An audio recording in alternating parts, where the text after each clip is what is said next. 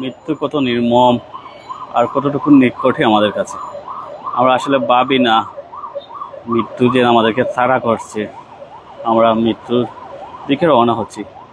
আপনারা সবাই জানেন সিলেটের কন্টেন্ট দুনিয়ায় খুবই পরিচিত দীপঙ্কর দাশ দীপ। তিনি সবাইকে আসলে হাসি খুশিতে রাখতেন, মাতিয়ে রাখতেন, বিভিন্ন ফানি ভিডিও তৈরি করতেন। সেই মানুষটা গত রাত অর্থাৎ মালয়েশিয়ায় আসলে শেষ নিঃশ্বাস ত্যাগ করেন। টকবগে যুবক, যে যুবক আসলে পাড়ি জমিয়েছিলেন মালয়েশিয়ায় উচ্চশিক্ষার জন্য। সেখানে উচ্চশিক্ষা সম্পন্ন করবেন, ভালো একটা ডিগ্রি অর্জন করে দেশে আসবেন, দেশে এসে কোথাও কোনো চাকরি করবেন, বড় কোনো জায়গায় অবতীর্ণ হবেন। স্বপ্ন নিয়ে গিয়েছিলেন মালয়েশিয়ায়, স্বপ্নবাজ তরুণ। কিন্তু কে জানতো মাসখানেক আগে দীপঙ্কনা দ্বীপ হয়তো গেছিলেন মালয়েশিয়ায়। সেই দীপঙ্কনা দ্বীপ গত রাত্রেই মালয়েশিয়ার ওনার হার্টের ক্রিয়া অর্থাৎ হৃদযন্ত্রের ক্রিয়া বন্ধ হয়, সেখানেই শেষ নিঃশ্বাস ত্যাগ করেন। আমরা জানি দীপঙ্কনা দ্বীপ একজন সনাতন ধর্মাবলম্বী। তিনি যে বাসায় থাকতেন সেখানে মূলত তিনি একাই থাকতেন, একটা বাসায়, যেহেতু উচ্চশিক্ষার জন্য সেখানে গিয়েছিলেন।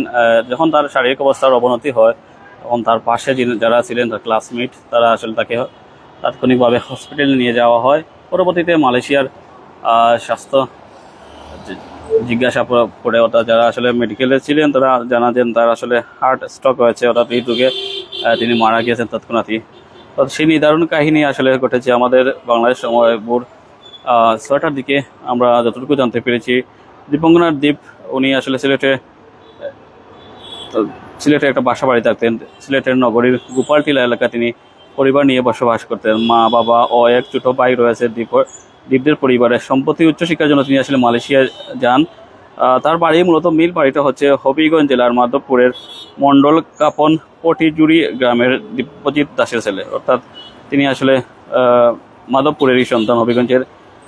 সেখানে আসলে তাকে যখনই তিনি হৃদযন্ত্রে ক্রিয়া বন্ধ হয়ে যায় তাকে আইসিইউতে নেওয়া হয় এবং পরবর্তীতে সেখান থেকে মৃত্যুবরণ করা হয়। আমরা যতটুকু জানতে পেরেছি তার ময়নাতদন্ত ইতিমধ্যে শেষ হয়েছে মালয়েশিয়ায়।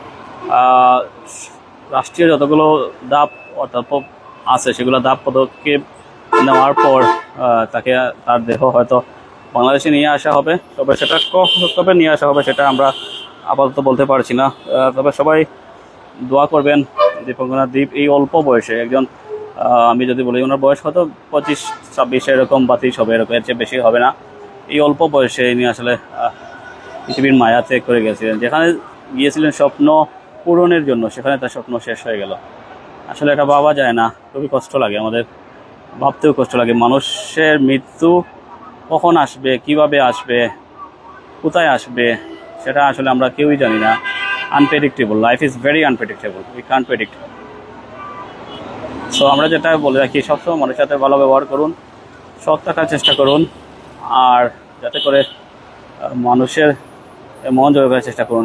আপনারা হয়তো অনেকেই ভাবেন আমি হয়তো বয়স আমার 20, 25, 15, 16, আমি হয়তো মৃত্যুবরণ করবো 50-60 হওয়ার পরে। আসলে বিষয়টা এরকম নয়। এখনকার যে সময় এসে চলেছে বা যে যুগে আছে, এখন আসলে মৃত্যু যে কোনো বয়সী মানুষের হতে পারে। আগে এক সময় মানুষের মৃত্যু একটা সময় আমরা দেখলাম বয়স্ক মানুষ মারা যেত। এখন কিন্তু ইয়াং জেনারেশনরা খুব বেশি হার্ট স্ট্রোক হচ্ছে, ব্রেন স্ট্রোক হচ্ছে।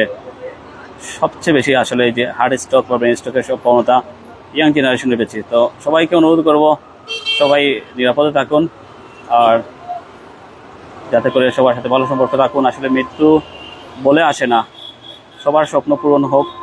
দ্বীপের স্বপ্ন হয়তো পূরণ হয়নি, পরিবার হয়তো দ্বীপকে হারিয়ে অজুরে কাটতেছে। আমরা চাই তার পরিবারে যাতে করে আল্লাহ যেন তাকে যেহেতু হিন্দু সনাতন ধর্মাবলম্বী, তার যেন উচ্চ মাকাম দান করেন, আর তার পরিবারকে যেন ধৈর্য ধারণের তৌফিক দান করেন, এটা আমরা কামনা করি। তো ধন্যবাদ। আমি শিরিন আহমেদ এতক্ষণ যুক্ত ছিলাম আপনাদেরকে জেনেছিলাম সিলেটের কন্টেন্ট দুনিয়ার অন্যতম আলোচিত ব্যক্তি দীপঙ্কর দাশ দীপ। তিনি আজ সকাল 6টার দিকে, বাংলাদেশ টাইম 6টার দিকে মালয়েশিয়ার একটি হাসপাতালে হৃদযন্ত্রের ক্রিয়া বন্ধ হয়ে মারা যান। তিনি গিয়েছিলেন মালয়েশিয়া স্টুডেন্ট ভিসায়, আমরা জানি গত 1 মাস আগে। সো সেখানেই তার মৃত্যুবরণ ঘটে।